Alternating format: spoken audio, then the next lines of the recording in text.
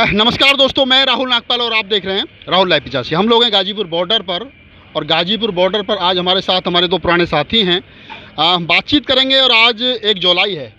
1 जुलाई है और 1 जुलाई जो है वो अखिलेश यादव जो सुप्रीमो हैं, जो सपा के राष्ट्रीय अध्यक्ष हैं, उनका जन्मदिन है। 47 साल के अखिलेश जी हो गए हैं, 48वें साल में लग गए हैं। और हमारे साथ 2 यादव हमारे साथी हैं, मित्र हैं, उनसे जानने की कोशिश करते हैं कि जन्मदिन की क्या तैयारी है, केक कहाँ कट रहा है। जन्मदिन शाम को ख़त्म होने वाला है। जन्मदिन मन चुका है, जो मनना था सबने बधाइयाँ दे दी। पूरे देश के कोने कोने से बधाइयाँ दी। देश नौजवान ने, गरीब ने, जितने भी लोग दे सकते थे, जिनको जो अपना उनको नेता मानते हैं और जो युवा जनरेशन उन पर भरोसा करती है, जिन लोगों ने सरकार में लाभ लिए, नौकरी ली, लैपटॉप लिए, बेरोजगारी भत्ता लिया, जितनों ने और उम्मीदें जिसकी लगी हुई हैं, उन्होंने अपने बधाइयाँ दी, अपनी मिठाइयाँ बांटी और अपना जन्मदिन अब 5 बजने वाले हैं। आपने?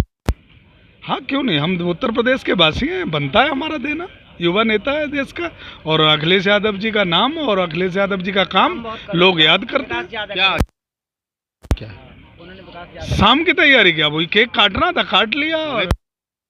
अपने किसानों के बीच में, भाइयों के बीच में आंदोलन। जन्मदिन मनाया जाएगा, लेकिन अभी आंदोलन किसानों का है। 7 महीने हो गए किसान आंदोलन को, सरकार नहीं सुन रही। कब तक?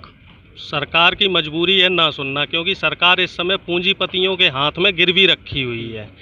सरकार इस समय दोनों तरफ से फंसी हुई है। इधर किसानों की तरफ से फंसी हुई है, उधर पूंजीपतियों की तरफ से। तो सरकार का ना सुनना मजबूरी है। अब किसानों की भी मजबूरी है। किसान वापस नहीं जा सकता जब तक कि हमारी ज़मीनें हमें वापस ना मिल जाएं। और जो सरकार कहती है ना कि एमएसपी हम दे रहे हैं, तो वो एमएसपी अगर सरकार दे रही है तो एमएसपी पे इस बार गेहूं की फसल की खरीद क्यों नहीं की सरकार ने।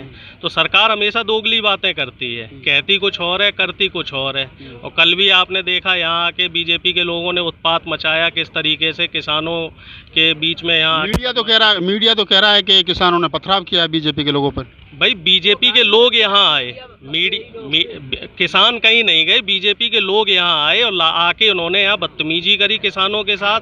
तो अगर मान लीजिए आपके पास कोई आके बदमाशी करे, बदतमीजी करे, तो हमें प्रत्युत्तर तो देना पड़ेगा। तो प्रत्युत्तर में किसानों ने भी उनको यहाँ से भगा दिया। वीडियो वायरल हो रही है, वो क्या गलत है? उसमें किसानों की तरफ से दिखाया जा रहा है। वीडियो में दोनों चीज़ें नहीं दिखाई गई। जो बीजेपी वालों ने शुरुआत की वो चीज़ वीडियो में नहीं दिखाई गई। सिर्फ वो चीज़ वीडियो में दिखाई गई जो किसानों ने बीजेपी के लोगों को जो भगाया है, सिर्फ वही दिखाया गया। और मीडिया हमेशा दोहरा चरित्र है। इस समय जो पेड मीडिया है, मेन स्ट्रीम मीडिया है, ये हमारे देश का दुर्भाग्य है कि ये दोहरा चरित्र अपना रहा है। ये किसान की आवाज़ को नहीं उठाएगा, ये आम आदमी की आवाज़ को नहीं उठाएगा, ये मजदूरों की बात नहीं बताएगा इस समय कि इस समय मजदूर कितना लाचार है। क्योंकि उत्तर प्रदेश में जब पिछली साल से लेबर लॉ हमारी जो प्रदेश सरकार है इसने ख़त्म कर दिया है।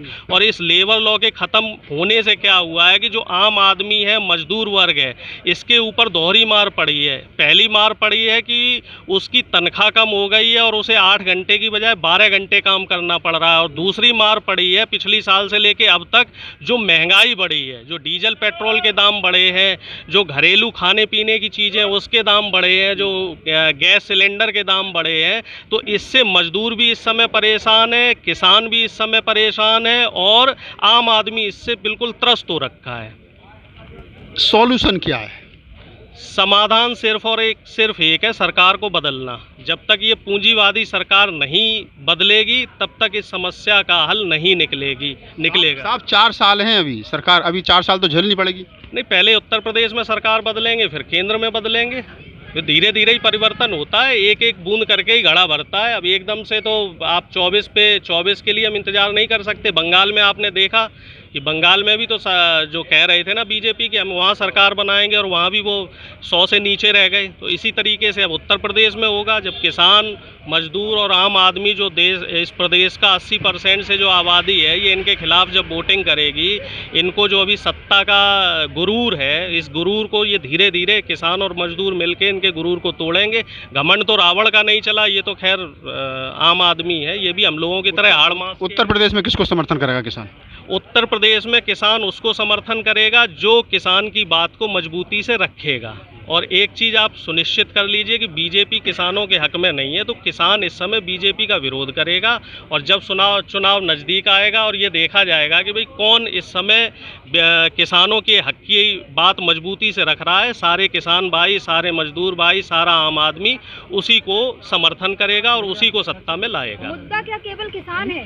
नहीं, मुद्दा इस समय कई है। किसानी का मुद्दा है, बेरोजगारी का मुद्दा है, भ्रष्टाचार का मुद्दा है, महिला सुरक्षा का मुद्दा है और बढ़ती हुई महंगाई का मुद्दा है। तो इस बार का जो चुनाव है ये जाति धर्म पे ना होके मुद्दों पे होगा और मुद्दों पे ही वोट दिया जाएगा, क्योंकि जनता ने जो बीजेपी के जो झूठे वादे थे ये सब देख लिए हैं। अब इस बार जनता इनसे सवाल करेगी और जनता के सवालों का जवाब सरकार को देना पड़ेगा। कह रहा हूँ कि किसान के पास में आप कह रहे हो कि जाति धर्म मजहब पे इस बार चुनाव नहीं होगा, इस बार वोट नहीं दिया जाएगा। इस बार जो है वो जो और समस्याएं हैं, बेरोजगारी है, महंगाई है, डेवलपमेंट है, उस पे जो है वो होगा। आपको लग रहा है उत्तर प्रदेश के अंदर बिना जाति के चुनाव हो सकता है, जहाँ जाति की राजनीति होती हो? क्यों नहीं हो सकता भाई, मुझे ये बताइए क्यों नहीं हो सकता? क्योंकि जाति के हिसाब से बीजेपी ने पिछले 7 साल में इस प्रदेश की जनता को और इस देश की जनता को क्या दिया है? जाति और धर्म के नाम पे आपसी नफरत दी है। इनके जो विकास के मुद्दे थे ये सारे फेल हो गए। जब बीजेपी कहती थी 2014 में जब मोदी जी को प्रधानमंत्री बनाया और मोदी जी ने ये कहा कि हम रोजगार देंगे, हर साल 2 करोड़ लोगों को, महंगाई को कम करेंगे, भ्रष्टाचार ख़त्म कर देंगे, और फाइनली हुआ क्या? उन्होंने हिंदू मुस्लिम किया और फिर समाज को जाति में तोड़ने का काम किया। तो इस बार मुझे ऐसा लग रहा है, और जो मेजॉरिटी है तो सबको ऐसा लग रहा है कि इस बार मुद्दों पे चुनाव होना चाहिए, क्योंकि जाति और धर्म पे सिर्फ समाज में नफरत ही फैल सकती है। ये जाति और धर्म पे सिर्फ नफरत फैलती है, क्या मुद्दे रहेंगे? आप मुझे एक बात बताओ, क्या उत्तर प्रदेश के जो मुख्यमंत्री, वर्तमान मुख्यमंत्री बाबा योगी आदित्यनाथ जी हैं, उत्तर प्रदेश को इनकी जाति का पता नहीं था? लेकिन मुख्यमंत्री स्वीकार किया ना उत्तर प्रदेश ने 5 साल तक। तो बाद में जब 325 आ गए, इससे पहले तो केशव प्रसाद मौर्य। हाँ, तो विरोध तो नहीं किया ना किसी ने, जाति ने किसी ने विरोध किया? किसी ब्राह्मण ने, किसी दूसरी 36 जातियों ने विरोध किया कि नहीं हमें ठाकुर स्वीकार नहीं है? तो आप ये कैसे कह सकते हो कि उत्तर प्रदेश में जाति बिरादरी? हाँ, ये कह सकते हो कि ये सत्ता में बैठने के बाद इन्होंने जातियों को मारा, जातियों के हिसाब से इनकाउंटर किए, जातियों और धर्मों के हिसाब से इन्होंने NSA और रासुका लगाई, जाति और धर्मों के हिसाब से इन्होंने विकास किए, जाति और धर्मों के हिसाब से इन्होंने जो लाभ पहुंचाना चाहिए था वो पहुंचाया। लेकिन उत्तर प्रदेश की जनता ने कहीं जाति नहीं देखी। भारतीय जनता पार्टी में अगर हमारे प्रधानमंत्री बाबा मोदी जी उत्तर प्रदेश में जब वोट मांगने आए थे तो किस जाति के नाम से मांगा था? उन्होंने देश में विकास के नाम से मांगा था कि आखिरी व्यक्ति तक पहुंचाए, आखिरी व्यक्ति तक खड़े हुए किसान तक हम लाभ पहुंचाएंगे, कर्जा माफ करेंगे, बिजली सस्ती करेंगे, हम यहाँ रोजगार 2 करोड़ देंगे। जाति की बात नहीं हुई थी ना, जाति की उत्तर प्रदेश बात नहीं करता, लेकिन भारतीय जनता पार्टी इसको जाति और धर्म पर ले जाती है खींच के। लेकिन अब ये किसान आंदोलन ने देश के व्यक्ति, प्रधानमंत्री जी ने विकास तो नहीं पहुंचा पाया, लेकिन मैं ये जरूर कह सकता हूं कि राकेश टिकैत जी ने उत्तर प्रदेश के आखिरी खड़ा हुए व्यक्ति तक ये समझ पहुंचा दी कि उत्तर प्रदेश जाति और बिरादरी से नहीं चलेगा। उत्तर प्रदेश चलेगा तो संविधान से चलेगा, उत्तर प्रदेश चलेगा तो विकास के रास्ते पर चलेगा, उत्तर प्रदेश चलेगा तो यहाँ किसान की बात सुनी जाएगी, वरना वो आदमी सत्ता में दोबारा कोई नहीं आ सकता जो किसान की बात नहीं करेगा। ये राकेश टिकैत जी का पूरे किसान बिरादरी को आजीवन एहसान मानना चाहिए, क्योंकि आखिरी व्यक्ति खड़ा हुआ अब समझ गया है कि भारतीय जनता पार्टी देश के साथ धोखा करती है, भारतीय जनता पार्टी प्रदेश के साथ धोखा करती है,